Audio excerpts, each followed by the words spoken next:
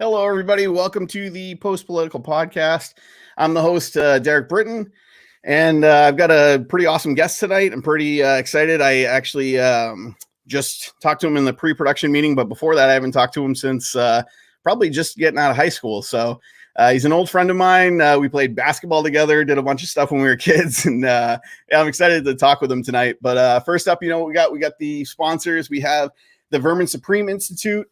Our purpose is to inspire social evolution through the disruption of authoritarianism, to promote compassionate activism, and to spread the knowledge of redacted history. Through the use of humor, direct action, and mutual aid, we uplift the disaffected, the disenfranchised, and the disempowered. And for Vermin Supreme Institute, we actually just finished the Love in Action fundraiser. We were able to go over the goal and provide a ton of folks some clothing and supplies to a homeless camp in Reno, Nevada. So that was pretty awesome. Thank you, everyone, for the support. And next up, we have Brewed Coffee.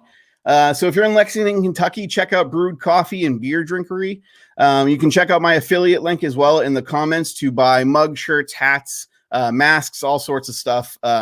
That's Brewed Coffee in Lexington, Kentucky. And lastly, we have the Post Political Podcast merch store. If you use the code UNITY, you get 10% off your entire order. You can find all sorts of stuff there, fanny packs, kids onesies, hats. I'm actually wearing the hat that came in just today. So I'm excited to actually have some of the merch that I sell in the store. So now I'm get to introduce Travis. So Travis, I've known for a very long time, as I stated. He's incredibly knowledgeable in kind of the emerging technologies around kind of Bitcoin, cryptocurrency, and blockchain. So we're going to be talking about a lot of that and how kind of decentralized systems can kind of impact the, how we interact with each other, how we interact with businesses and government as well. So let's bring in Travis. How you doing? I'm doing great, man. Thanks for the intro. Yeah, of course. No, I'm super pumped to have you on. Like I said, it's pretty great to talk to you. It's been a little while, and to be able to talk to you kind of about something that I'm interested in. I don't know a whole hell of a lot about, but it sounds like you know a lot about. I'm pumped for tonight. Unreal. I didn't even know. I forgot that we played basketball together. We weren't even talking about that before. So I was like, oh yeah. Yeah, I figured I'd throw that in and see if I catch you. Absolutely. I think I probably still have the photos of us, half the size and super scrawny and just trying to play rec league basketball. So I love it. But I wanted to bring you on. So this podcast is got a political lean to it, but cryptocurrency and kind of the decentralized nature of it can kind of help us get to a lot of different places and do some things that kind of democratizes a lot of the system that is kind of held all by the higher ups in the government. So it kind of changes the power structure a little bit. So I figured I'd bring you on. I think this is going to be pretty fun and I kind of wanted to start off with figuring out kind of how you got to where you are politically and kind of where you are politically. We haven't talked in a little bit, so it'd be good to hear kind of where you stand. Sure. Yeah. So so the first thing I always say is I think that, I've done a lot of stuff in terms of moving around and being around different people. So I did my undergraduate in the University of Maine and where we grew up in Maine and these types of things. Moved out to Kansas, did my graduate work in Kansas, and I did my postdoctoral research fellowship in Sweden at a university in Gothenburg, Sweden, which is Volvo City, USA in Sweden. So that's right where Volvo is. Yeah. Cool. And so personally, I think that a lot of my political views have been shaped by all the moving that I've done. Right. And not necessarily exactly where I've lived, because I don't necessarily consider myself a red state Republican here living in Missouri. Right. But it's definitely given me a really different view on kind of how people view the world. It's really, really interesting. And I find, a lot of times when I come back to New England, things like this, I find it interesting to interact with people who have less experience with, other people, I think sometimes. Right. But so anyway, so how that kind of shapes stuff. So I would say one of the things that I've talked with a lot of people around here and my wife specifically and stuff like this about it. So I didn't understand a lot of the way people interact in the world, things like racism and sexism and these types of things. And it gives you a lot of information about, especially coming from New England, where you don't see a lot of like, there's just, especially Maine. I heard Yep. this stat that I couldn't believe, that Maine was the most Caucasian state in the lower 48 at like 98%. And I've subsequently done done a little bit of research and seen Mhm. it pop up a few different times. That's actually a real stat. Yeah. And I couldn't believe it. Like somebody told me that when I was out in the Midwest, Yep. and I was like, really? And then anyway, so like just those little things, right, shape the way you think about, like race relations and this type of stuff, and how we relate to each other in that way. When I never had that issue, right? Right. And then you go from a place like, so the Midwest, where there's like more racial diversity, right, in big cities like Kansas City and St. Louis, right, Yep. where they've historically had like some racial tension. And Oh, then definitely. you go out to Sweden, where there's no history of systemic racism in the culture at all. Yep. And it's even weirder, right? Where my Swedish friends would ask me, they're like, well, what's the difference? Like, what's going on? And I'm like, I don't know. It's just different. Right. Like it forces you to really think about what's going on in the society around you. Now, I don't know, at least from this perspective, how that, like, I don't have like a full on political view associated with this thing, I think. Yeah. But I think that these are the types of things that shape our politics and kind of shape the way I think about them. Right. Yeah, absolutely. And so it's just been absolutely nuts. Yeah. One of my best friends in Sweden came out here and like came to the Midwest with me. And he was like, not when he came to the Midwest, but when he was back in Sweden, he was like, what is it about, like the racial issues and, like the racial inequalities and these types of things that is so different from here, and I'm like, I don't know, but I do know, I will tell you this, when I was in Sweden, it was very interesting because it felt like any like racial diversity, right? Whether it was like people from Syria at that time who were immigrating to Sweden, it was a huge deal in 2017 when I was there. It still is, but at that time it was enormous, right? Right. Yeah. Yeah. Or North African refugees who are, like African of descent, right? It seemed like in that society, everybody was kind of on the same foot. Yeah. The Swedes in general, if you were like a native Swede, kind of had a little bit of a chip on their shoulder. Yep. But that had to do with nationalism, not race, right? Yeah. So if you were Swedish, it didn't matter to them what your race was. You had the same chip on your shoulder as everybody else. Right. Right. And so, yeah, so from that perspective, like nationalism and things like this were really weird to me too, where the Yeah. Swedes don't have this nationalist sense of pride, right? And so it Right. really opened my eyes up to like we were watching the Super Bowl the other day, and they sang the national anthem and jets overhead and things like this. I went to a bunch of like Swedish sporting events and they didn't do any of these things. Right. And I was like, so what do? They just drop the puck or they just kick the ball off? They're like, yeah, they blow the whistle, we start. I'm like, oh. Right. Like they do some things, they do some chanting and some other stuff, right? And Yeah. they have some other cultural things, but it wasn't straight nationalism, right? Right. Which was weird. Yeah. So anyway, I would say, the thing I would say the most that has shaped my political views was my time in Sweden. Yeah. It was a really interesting society of democratic socialists, right? Yeah. And Yeah. so I mean, that's probably just that, that just echoing what you said, that's probably what kind of shaped my views a ton as well, is my wife and I traveling. We traveled all through Europe. We were able to travel Western and Eastern Europe. We were able to travel through, a bunch of different countries and kind of just with a backpack on our backs and got to meet people. We didn't go to like a ton of the touristy things to go to. We just went to bars and restaurants and tried to talk to people and learn about the culture. And it was cool. It was the most eye-opening thing I ever, and that's kind of what got rid of completely, but like definitely chipped away at this whole nationalism piece of USA is the best and USA, and it's like it's such a thing that's drilled into you your whole life, and once you see other cultures do things differently, I guess it just completely changes that perspective. I don't think most people notice it either. I certainly didn't. Right. I went somewhere else. Like, and I noticed it the most when the Swedes didn't think Sweden was the best. You know what I mean? They were just like, no, it's just a country that we live in that we enjoy. Right. We don't leave because we like our friends and we like the Swedish language and the culture and we like surströmming, these weird things. But like, it's not because red, white, and blue or whatever, Right. And it made me think about like, how nationalism kind of shaped your view of the world, like, and especially living in a culture like in a place like Sweden, where the standard of living is really high, right? Northern Europe, the standard of living is extremely high. So you can't even default back to, well, the standard of living in the United States is just right. The standard of living was equivalent, if not better on a per capita basis in Sweden. So you're like, well, what are we doing? Like Yeah. it really makes you think, okay, well now you really have to compare the two societies in terms of like, what are they doing well, and well, what aren't they doing well? And we talked before this about how I thought, Sweden was doing healthcare really well. Yeah. Like my buddy fell off a rock climbing wall and broke his ankle, and he was like in the emergency room 3 hours later. It cost him like $80, and he was like, on I don't know if it was like Swedish disability or something like this. Right. Like, Yeah. the Swedish system paid like 80% of his postdoctoral salary, or his PhD salary, while he was out. And he was just like, yeah, dude, it's just like.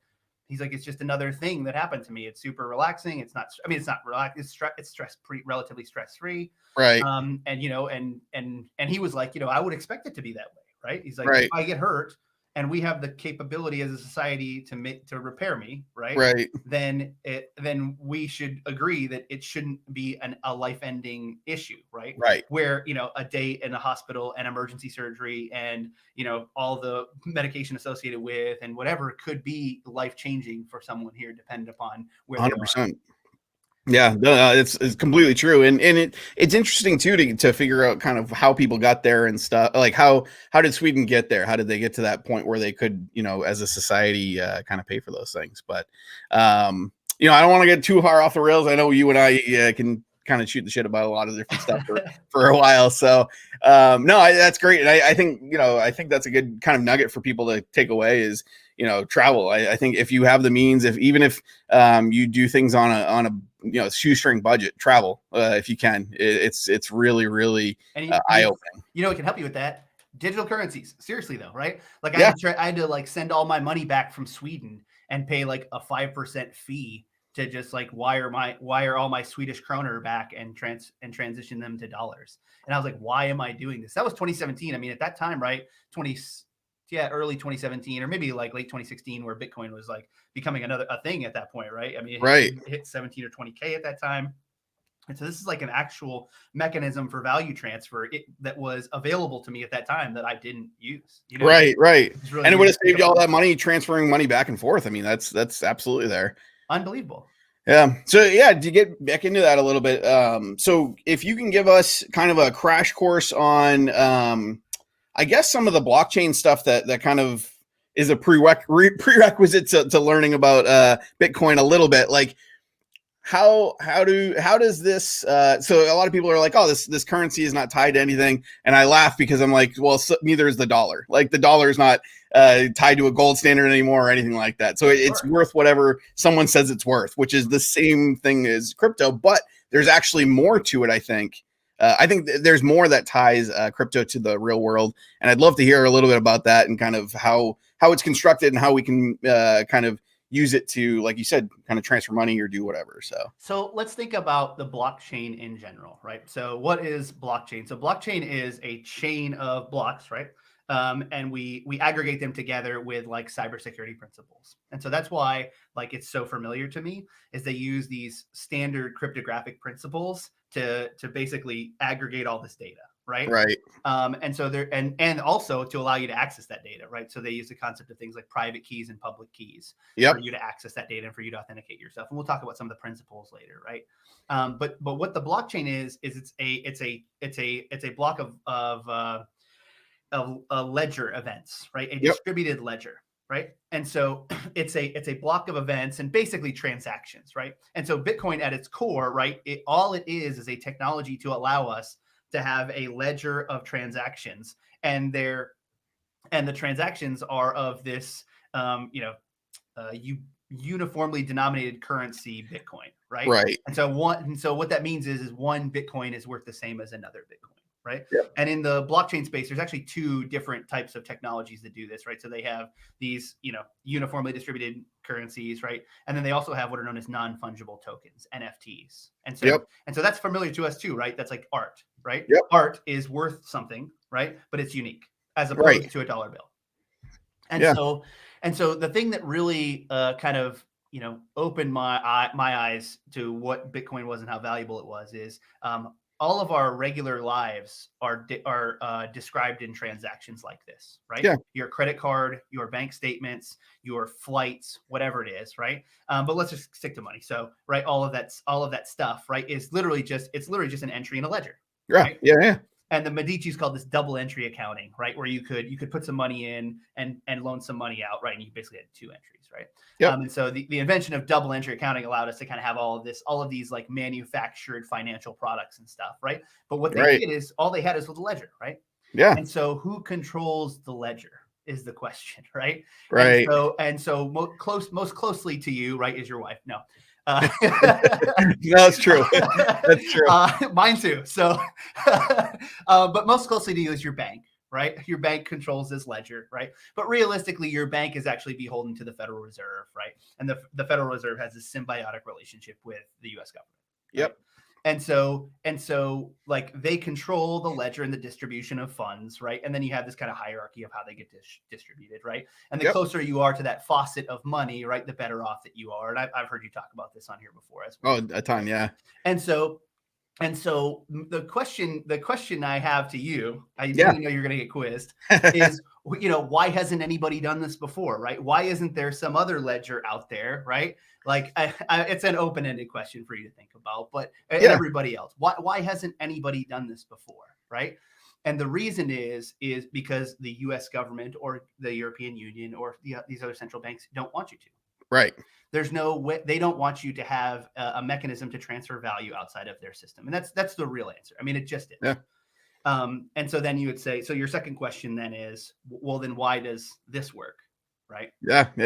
And so how would they stop you in previous iterations of this, right? How would they stop you from, turning a video game currency into a real currency, which they have done, right? Right. People are trying to exchange value in video games. And what they did is they confiscated those servers, right? They took and they looked at the ledgers and they said, you're holding these over here, right? And we want them and you can't have them anymore. Right. They did the same thing to private email servers back in the day, right? And so they said, you can't do that anymore and we'll take them, please, right? And so after the 2008 financial crisis, right, a bunch of cryptographers got together and said, okay, well, stop this, right? Yeah. And what they did is they developed a cryptographic solution, right, to allow that ledger to live independent of a server somewhere. Right. And that concept is called decentralization. And so that's what a blockchain is, right? At its core. And so what we are doing now is agreeing on this decentralized ledger, right? Right. And Bitcoin, right, does it the most eloquently, and has the most network buy-in, right, which makes it the most secure. I mean, recently too, done a physical buy-in. Tesla just bought, a ton to be now allowing a Bitcoin to pay for a Tesla. And you're seeing more and more of this, allowing folks to pay for things online and all sorts of. And it's funny that you touched on the word that really got my attention was decentralization. Decentralization is something libertarians agree with, Green Party agrees with. Like a lot of folks believe, and I think this is true, that we are better working in our communities and kind of decentralized away from one bigger entity because we know what each other needs a little bit more. So that's what initially got me into looking into Bitcoin and blockchain and stuff, is because, man, they're now doing this with money. And we just saw the financial crises and we just saw how the kind of concentration of wealth and power created this problem basically, and allowed folks to just manipulate consumers at the lower level who didn't have the knowledge and kind of got out like bandits. None of it, there was one banker that got arrested during that. So I mean, it goes to show you that they're willing to go and arrest a little guy for doing, petty theft and things like that. But the folks that are stealing millions and millions of dollars from consumers, they just didn't touch, because they were closer to that power. Yeah. The thing that really ate me alive was the bailouts, right? where we touched on this a little bit in the pre-show where we talked about, risk versus reward and, how you balance these things. And, if you take a lot of risk, right, and you are punished for that risk, right, then you have to pick yourself up by your bootstraps, declare bankruptcy or whatever it is, right? However much risk you chose to take, right? Yep. But if an entity decides to take a bunch of risk with your house, right, and 85,000 other houses and 250,000 houses in Europe, right, and that risk was ill-advised, right, and as a result they go bankrupt, right, then they just get more money. Yeah.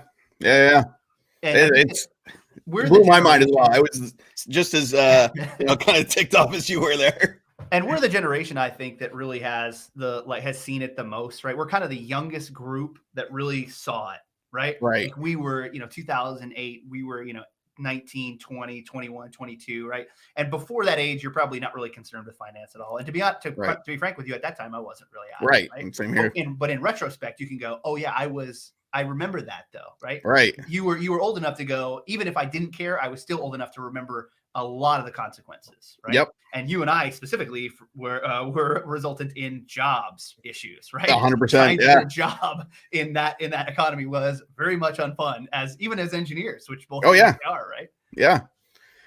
No, and it was just it was impactful even if you weren't you weren't reading Forbes every day. It was still impactful and you were still close enough to see it.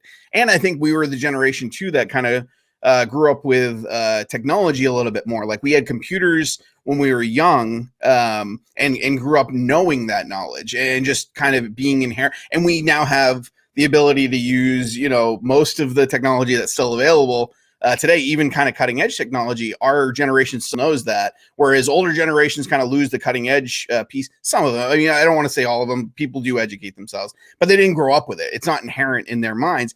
And then the younger generation doesn't remember what it was like to lug around a desktop. Yep. So like, I think we just caught this weird, and I always say this and people just say, oh, you're just saying that because it's your generation. But I really do think we caught this kind of weird window of technology as well. It's unbelievable, especially with the rapid development of technology. And again, being engineers, I mean, you and I kind of know, like, it's just the technology development, even over the last 8 years or so, or 11 since we've been in industry, it's just been astounding. Yeah, astounding. Absolutely. Yeah. Yeah. So, I mean, we talked a little bit about kind of how this brings us into a more kind of decentralized, democratized place where we can kind of manipulate or not even manipulate, but be able to have control, hold the ledger. Yeah. I mean, yeah, exactly. Yeah. And what, kind of what does this enable us to do? And how is this, how is blockchain kind of become the, as we were just kind of left off, the, with the cryptocurrency with the most buy-in and kind of the most eloquently done. Yeah. How does it become the dominant life force? Right? Yeah, exactly. On the planet, right?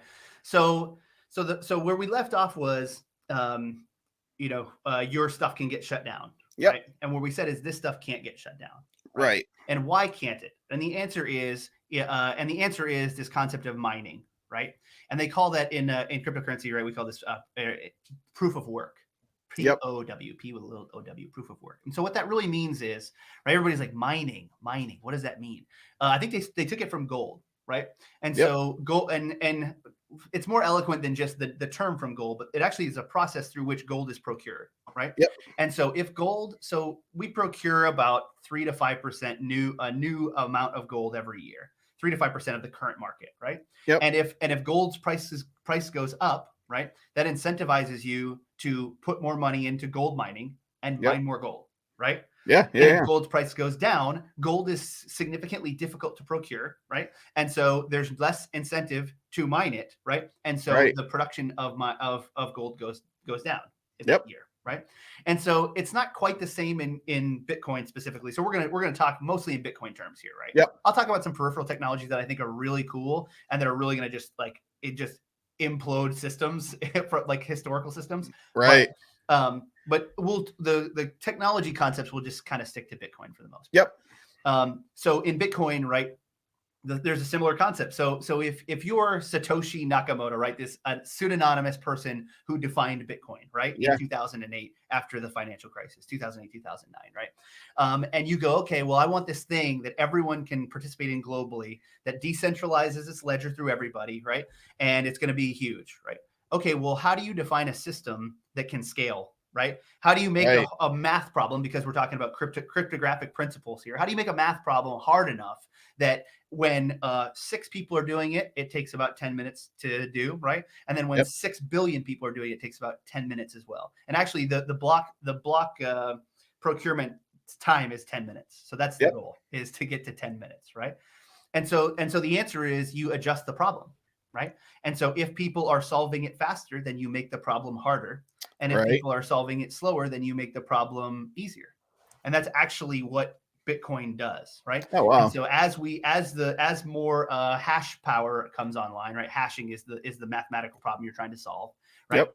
As more hash power comes online, right, we just make the problem more difficult, right? And so that's the elegant solution. And this is when, you know, the Bitcoin white paper is like 8 pages long, and in academics, that's really short. That is, yeah. That's my thesis was hundreds of pages long for reference here, right? And any paper I ever published was in the 30s. So right, yeah, a paper that a white paper that describes the technology in 8 pages is at best, you know, cool, and at its highest, at its peak, eloquent beyond belief, right? Right. And so I read the paper and I was like, you know, this is an unbelievable technology, right? And that's caused most of its adoption. Yep.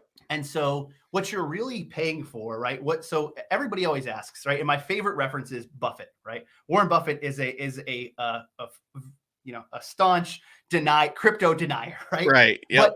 But, you know, and I've heard a ton of other tech moguls talk about this, right? Where they say, well, I'm not going to take my tech advice from an 85-year-old billionaire from Omaha, right? And that's very true, right? Yeah. And so Buffett's question is, what value does Bitcoin have? Right? Gold, I can make into wires. It's malleable. I can use it on spaceships, right? I can do all these things with gold, and it has very specific chemical properties, right? Yep. But my argument would always be like, well, then why wouldn't you use platinum? It has utility. It's more rare. Why don't we use uranium? It has utility. It's even more rare. Why don't we use that as a store of value, right? Right. It's really not the utility of gold that makes it valuable at all. Right. The value of gold is a store of value, right? Yep. And so what a store of value is right, it has to have some specific properties, right?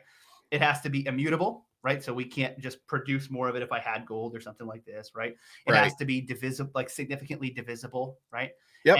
And the other thing that it should be is easy to store and move, right? Right. Gold is not. No. Right?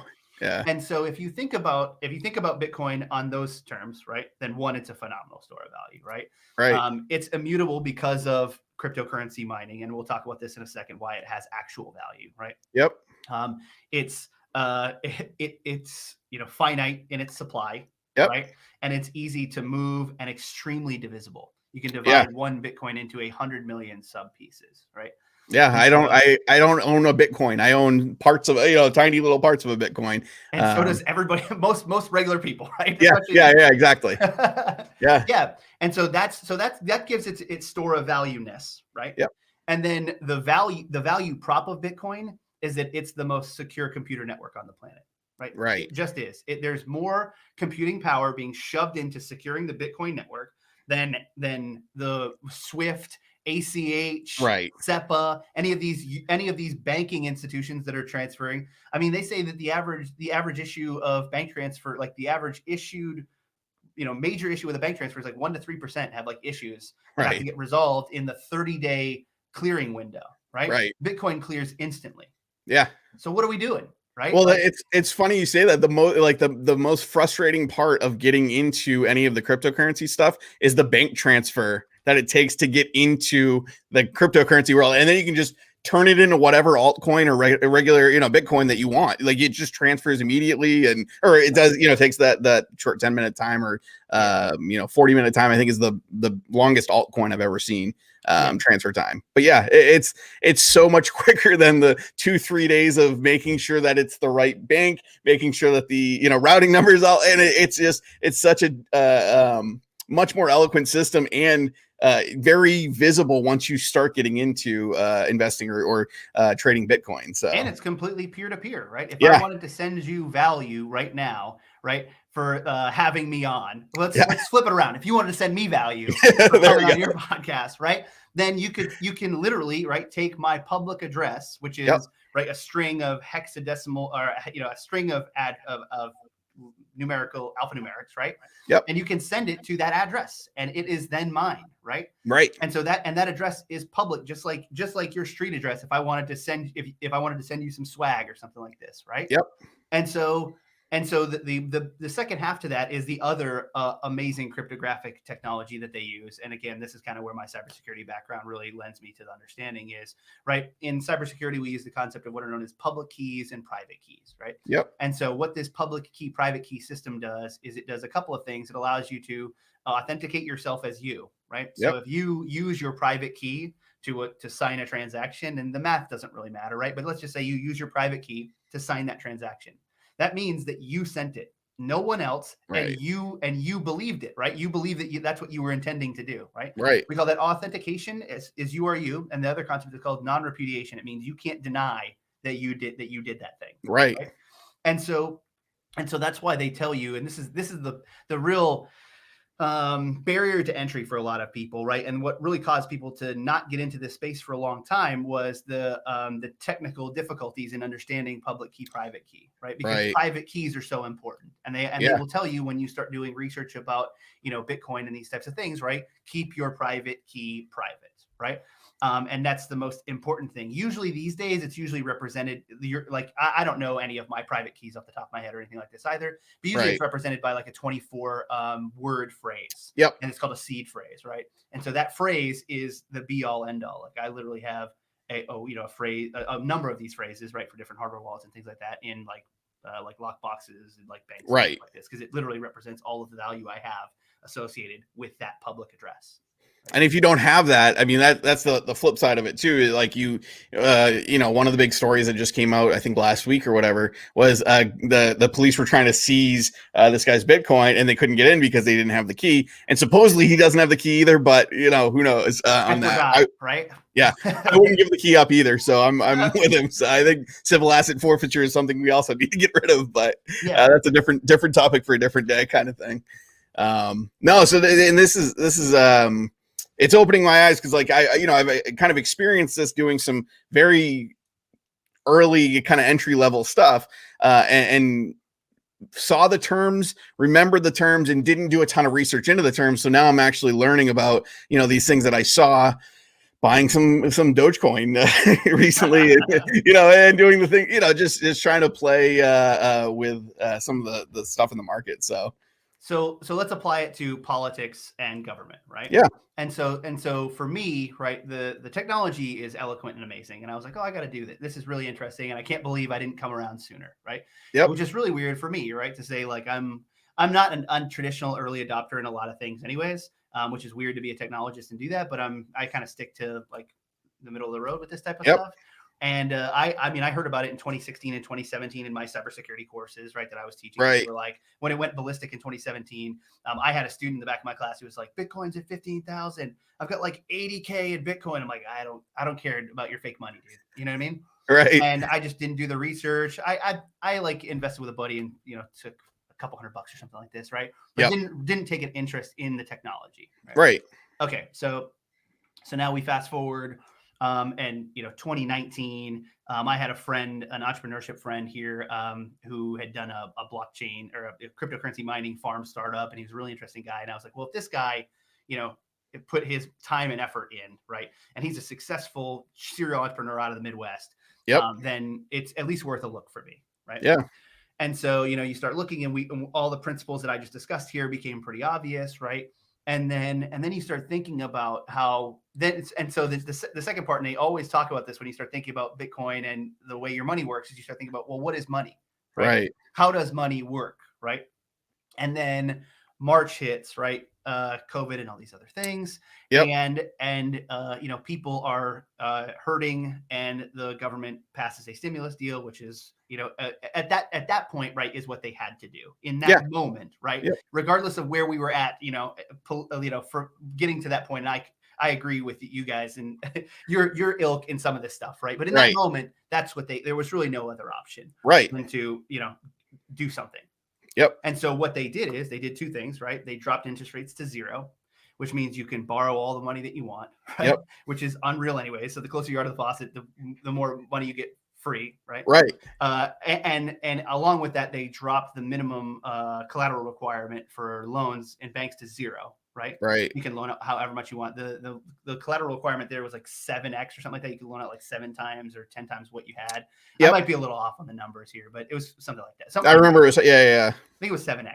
I think it was like 7, yeah. Unreal, right? You could take every dollar that I deposit, right? You can loan out 7 more of those dollars. Right. Anyway, so these are these things where you're like, what's going on, right?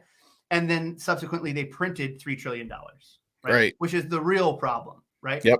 From a Bitcoiner's perspective, right? Yeah. Yeah. Yeah. And so you go, okay, well, what happens when you print money, right? Well, what happens is there's more money out there. Supply and demand eventually dictates, right, that Yeah. your dollars are going to be worth less, right? Right. And if you look at your dollar over time, it is historically worth less and less and less and less.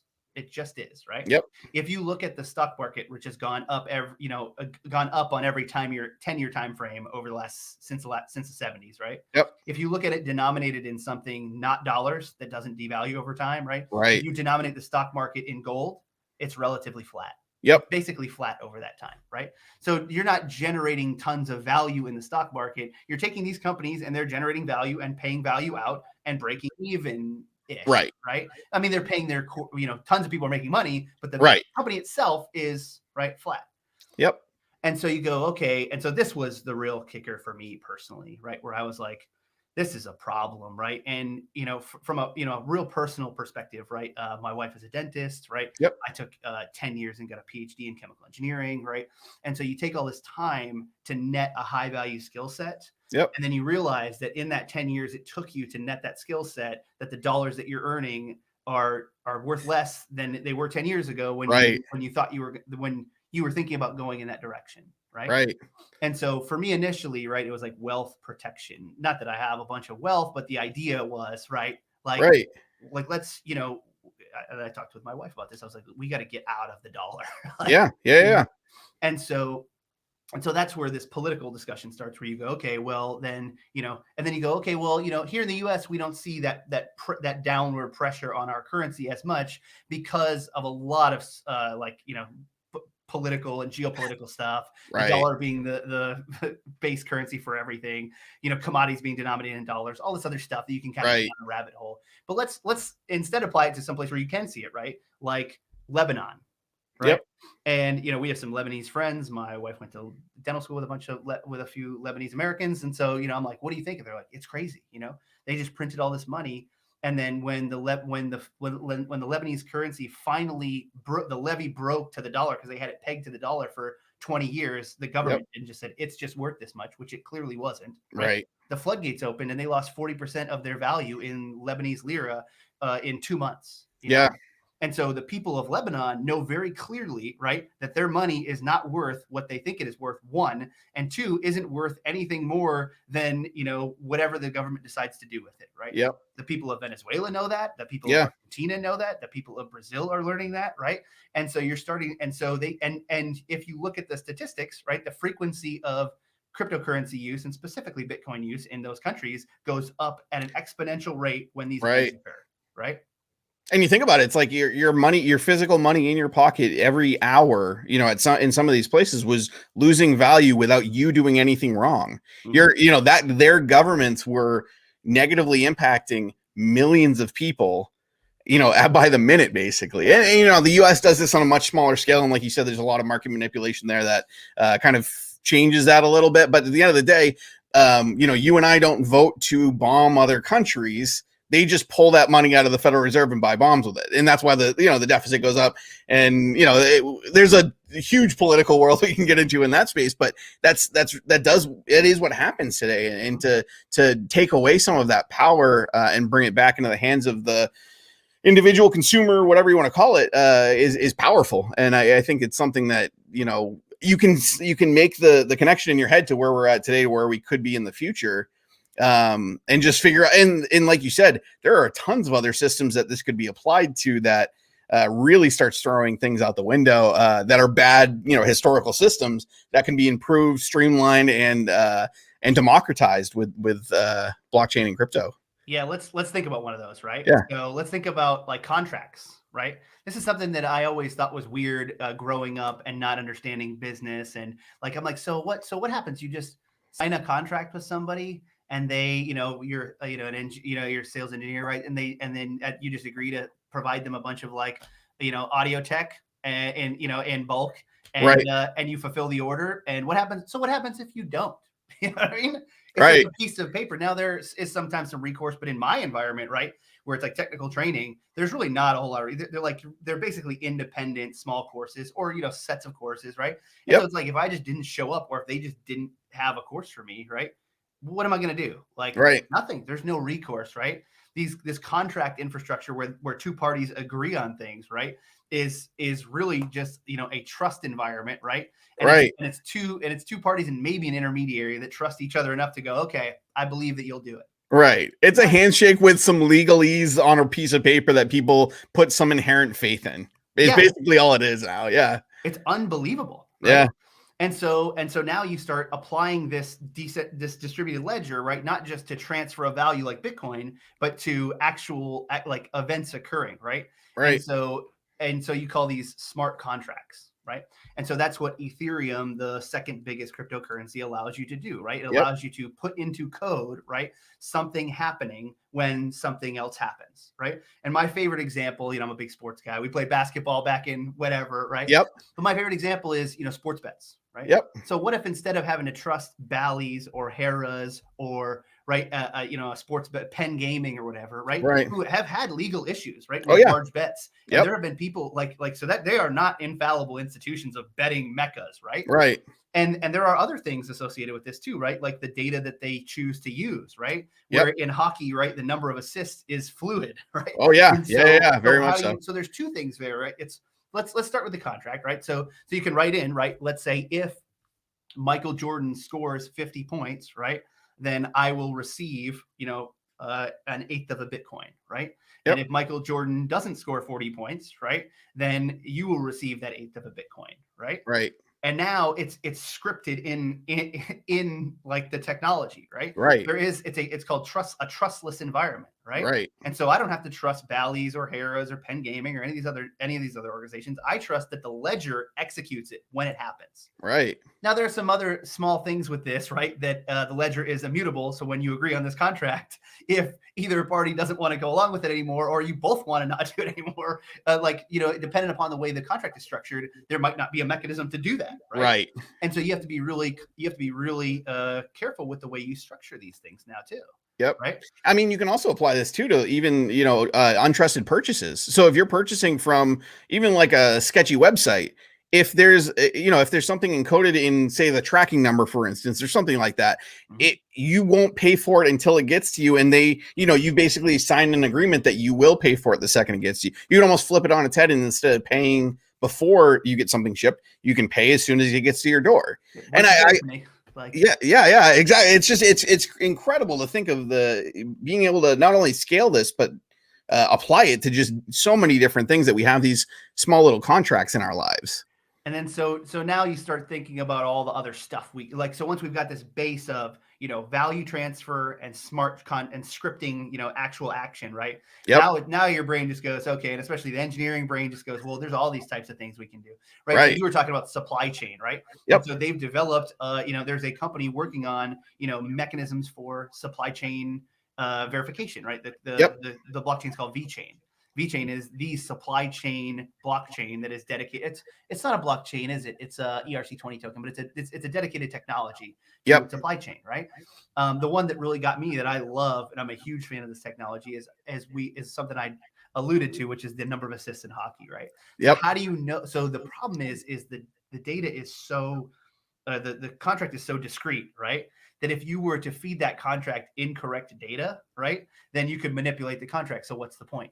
Right. Yeah. And so then how do you confirm that the data is correct? Like that's the last piece of the puzzle, right? So we said value transfer Bitcoin.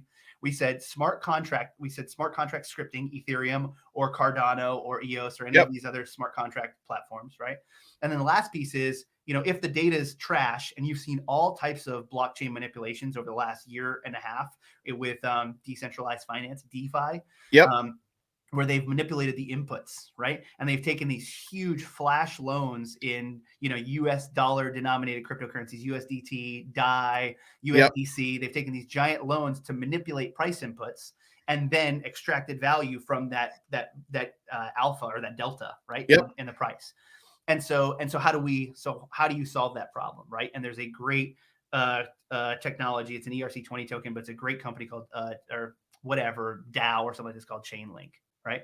And Chainlink is this company that build what are known as oracles, data oracles. Right. And so they aggregate data feeds. Right. and they have trusted data feeds that aggregate feeds from other nodes, right? And then give, like scoring, and they give priority to higher trust nodes, right? Yep. And they punish you if you don't provide good data, right? And so they do all these things to incentivize the best possible data, right? Right. And the best projects, in my opinion, now utilize these data feeds. They're called data oracles. And it's That's just, cool. It's almost like bringing the free market to data. Like you're promoting those that are doing right. You're demoting those that are doing bad. You're able to really have a nice closed loop system on how you mine data almost. And I don't mean to use mine in the same kind of way, but it's you're pulling all of this wonderful information feeds, and you're able to actually judge them on a scale. That's incredible. I just think that's another really, really powerful and cool technology associated with this. So and that's why you see like some of the smartest minds working in this space, because there's so much malleability and it's so cutting edge, right? And so it's like, how do we right, incentivize good data? How do we disincentivize bad data? How do we right, disincentivize too many nodes running and the data feed breaking down, right? Like just all of these weird things, and there's no wrong or right answer, right? If you do it appropriately, then that technology reacts the best, right, and you become the the oracle that everyone goes to in that space. It's just the right. wildest thing. And coming from a research background, right, I have a lot of respect for it, because I know how difficult it is to come up with a solution to a problem that no one has ever thought about before. I mean, that's what a PhD is, right? You Right. identify a problem and try and find a solution. You don't always come up with a high value solution like a multi-billion-dollar chain link, but I mean, you Right. come up with ideas, which are so hard to do. Yeah.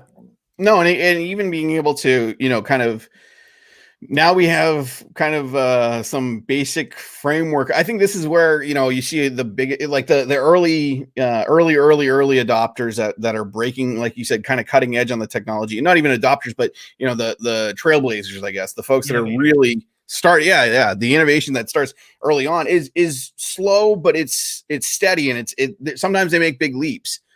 But right now, where we're kind of given a set of proven tools that have been working, I guess, for the last 10 or plus years, now I think is where you see the really big uptick in that kind of hockey stick, exponential growth in an area.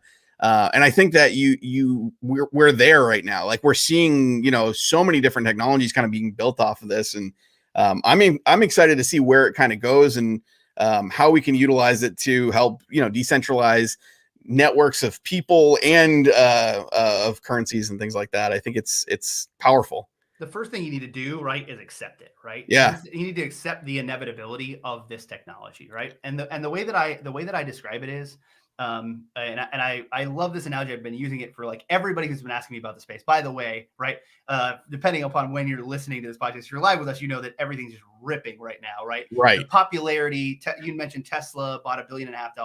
MicroStrategy bought $1 billion in Bitcoin, right? Yep. Huge macro investors who understand trends and macro trends in society and economics, like Paul Tudor Jones and Raoul Paul, have come out as huge bulls in this space, right? Right. So anyway, like you have to accept that it's inevitable. And here's how Yep. you do it, right? Is you look back and you go, what analogy can I draw to this technology and technology taking it over? And I liken it to the internet, right? Yep. And so, the people who adopted the internet early, right, and understood what it could be and what it was going to be, right, and especially the entrepreneurs in that space made a killing, right? Yeah. It was super profitable, and everybody adopted it eventually. It's just those guys knew and they bet on it early. And whether it's not investment advice here, but at least like give them some credit for what they did, right? Right. Yeah. And let's think about one specific thing in that space, which I think is which is insane, right? Is that telecoms, right, and phones, right? Yep. So in the early days of the internet ran over the phones, right? Right. You dial up. People don't, by the way, people don't know what a dial tone is anymore. I've got like Yeah. 20-year-old kids out of the military I'm teaching cybersecurity and networking to, and I'm like, the dial tone. And they're like, nope. Anyway, That's crazy. That's unbelievable. Yeah. Yeah. So, right, D to do 56K, yada, yada, right? Then the telcos were the gatekeepers to the internet, Right. basically at that time. And they didn't understand what the internet was. And so what happened? The internet swallowed telephones, right? Right. The phones now run over the internet. Right. Yeah. Voice over IP, Zoom, whatever it is we're doing here. But the original technology is voice over internet protocol, right? Right. Voice over IP. And the innovators from that space are getting into this space, right? Right. Alex Mashinsky, who invented voice over IP, he holds the like institutional patent for voice over IP. It's like an honorary patent, but still, he invented voice over IP. Like he's innovating in blockchain. He's the CEO of a centralized finance company called Celsius, and he's innovating in this space. So the idea is, and in my opinion, right, that this, like what the internet did for social for data, basically, right? Yep. What the internet did for data, making it available to everybody, right?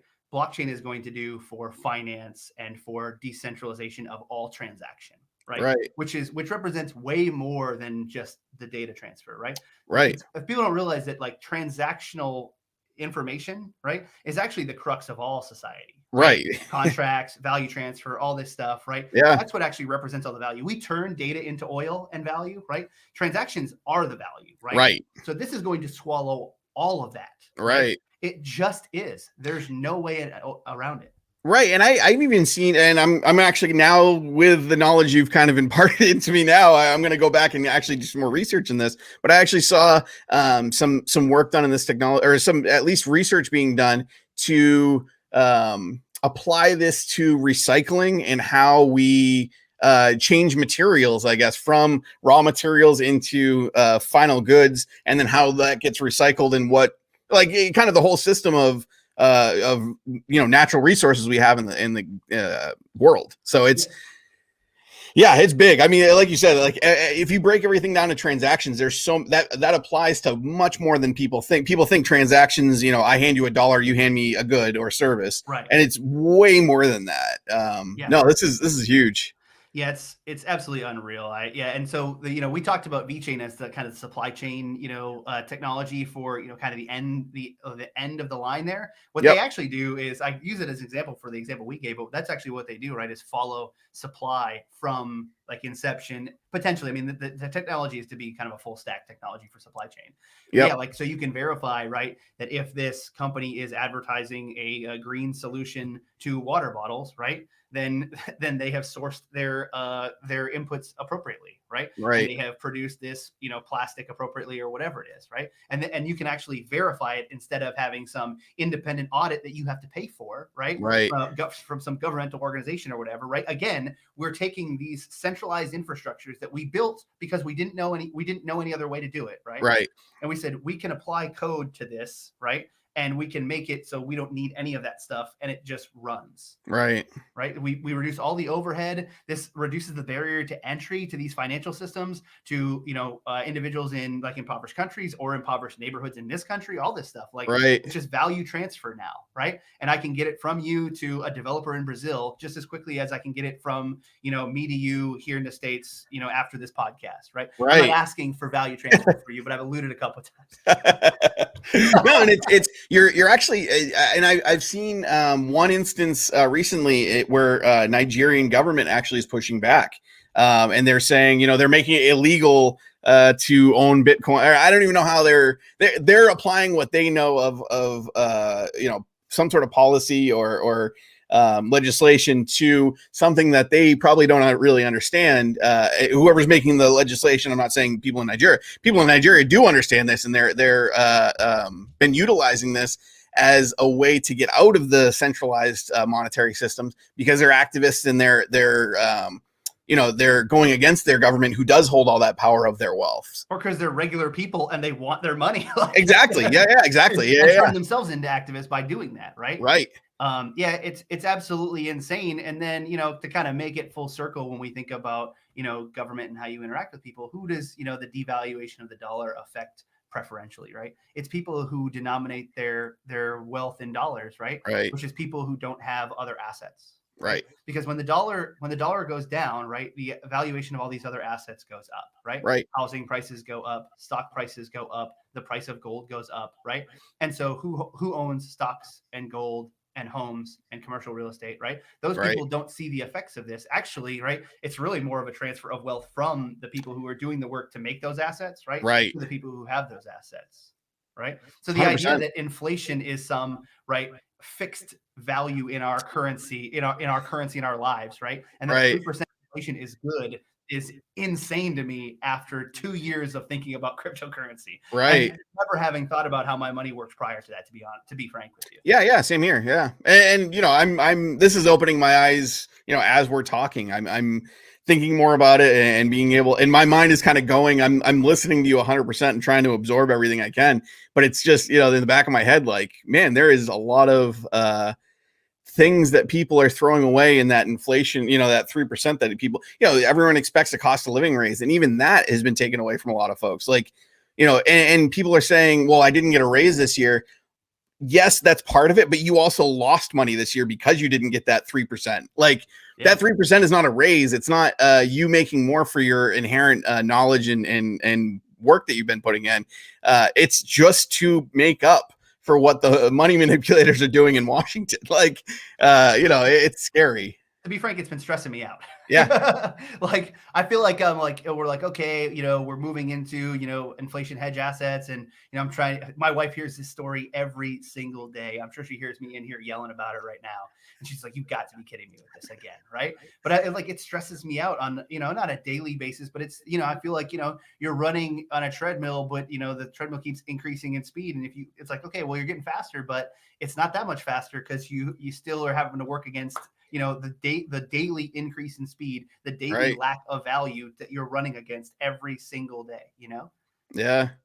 No, this is very eye-opening. I hope a ton of the folks watching and soon to watch, you know, after this gets downloaded and stuff later, you know, I hope that this does open some folks' minds and eyes and tries to, you know, I think there's, you know, when you can touch 1,000 people with kind of the knowledge, you know, if you have one or two of those folks that does something with that and really changes the way that it works. For instance, if there's someone out there listening that, you know, gets into this and actually does something that will change how we, you know, do something with financing or these contracts in the future, that's huge. I mean, I think, you know, you sharing this knowledge with us is invaluable. It's really, really great. I appreciate all the time you've been spending. I'd love to give you, you know, we're kind of up against the time usually, but I know it goes quick, man.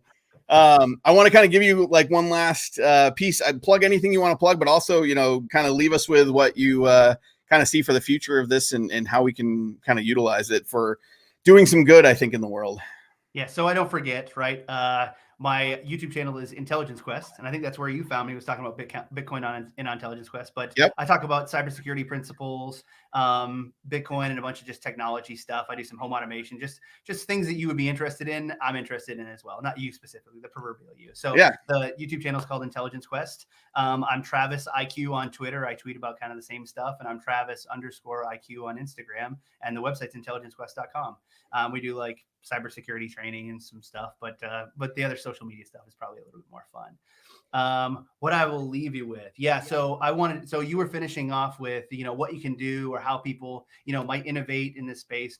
The thing that I would leave people with is, you know, and you pointed out, you acknowledged this earlier, was, you know, just participating in this decentralized infrastructure is in itself, you know, I would say a small protest to the institutions that are, you know, doing this devaluation to you, right? Right. And so personally, right, I feel more satisfied by just holding Bitcoin, specifically Bitcoin. That's like the first thing I posted on that channel was Bitcoin, right? It is the store of value. It's how you opt out of this inflationary environment, right? And the more dollars, right, that you take and denominate in Bitcoin, right, so less dollars that are floating around in this system being devalued, right? Right. And so the first thing I would say, the best takeaway is, you know, if you think that the way we describe this infrastructure is correct, right, and you think that this is where we're going, then, you know what I mean, take a chance and start denominating some of your value in Bitcoin and see, you know, what this infrastructure can do for us and for you. I think that that's the real takeaway, is like, just think about it. And if you want to participate in it, you are actually making a political statement to some extent, and not right or left or any of that stuff. You're just making it saying, I want control of my dollars, my value, you know? Right. And you're making the decision to do so instead of just being born into a system where we use this currency. I mean, it's you're actually making an active step in moving towards a system that's not, you know, doing these things to us. So I never had that option before, you know right. what I mean? and you never had a more obvious option than now, right? Right. Where there is institutional buy-in, right? Like we said, Tesla, MicroStrategies, right? Governmental entities are looking at making CBDCs, central bank digital currencies. There's an argument as to whether they're good or bad, but Right. like institutionally, right? They're thinking about coming out with ETFs. They have funds like NYDIG and Grayscale that are buying Bitcoin and allowing people to get exposure in their IRAs, right? Like this Right. stuff is happening on an institutional level right now. And so when you were thinking, oh, maybe it's like some offshoot cyberpunk guys doing these things, right? Now, right, Tesla, Jack Dorsey, right, Michael Saylor, all these guys, this is something that is happening. And Right. so, it's an inflection point that you probably should be aware of at a minimum. Right. Absolutely. Yeah. No, and like I said, I can't thank you enough for coming on. I think this was great. And I'd love to have you on again at some point. And, we can talk a little more in detail about some, go down one of these rabbit holes and really dive deep. And I have a bunch of other friends kind of in the same kind of podcast space that would probably be very interested in talking to you as well. So if you're interested, let me know and we'll connect you with some folks that, also have some good followings in this space, because I think it's powerful. I love for as many people to hear about this as possible. And I think the way that you described it was very accessible. I mean, I don't think I needed a cryptography degree to understand what you were talking about. You were able to break it down pretty simply for myself and others to really grasp and understand the intrinsic value, and why moving to a system like this would be beneficial for democratizing the world, if you will. That sounds, hyperbolic, but I really think it's the truth. So, yeah, well, thanks a lot, man. It was really fun. We definitely have to do it again sometime. And obviously, I don't mind speaking about it. So, yeah, no, this is great. And I hope you have a great night, and I will talk to you later. Sounds good, man. Thanks. So that was Travis. He opened my eyes to a bunch of different stuff. I have spent a very little bit of time, probably a handful of hours going through some of this and trying to learn it. Having someone explain it like this, I feel like is the best way to kind of absorb the knowledge immediately. And then, diving in deep into something that you're interested in, because this really can apply to many different aspects in any sort of transaction that you can think of. So yeah, I hope folks take this and try to learn a little bit more on their own. And I hope to have Travis back on so we can dive deep on a couple of these issues. But, thanks for everyone joining. Next up, we have Ari. They are coming on to talk about some of the work they're doing down in Louisiana. We're hoping to help maybe do some fundraising for that, maybe before the show, after the show, or during. We're trying to figure that out now. But they're doing a lot of work trying to help and house folks that are homeless and being kicked out of homes basically during COVID, but even before that, that are transgender and gender nonconforming. So we're going to have a good time talking with Ari, and they have a lot to discuss. I'm excited to dive into a bunch of stuff too. There's mutual aid and activism and all sorts of stuff we're going to talk about. So join us on Thursday. That's Thursday at 8 p.m. Eastern Standard Time. And I hope you enjoyed this episode of Post Political Podcast. Thanks.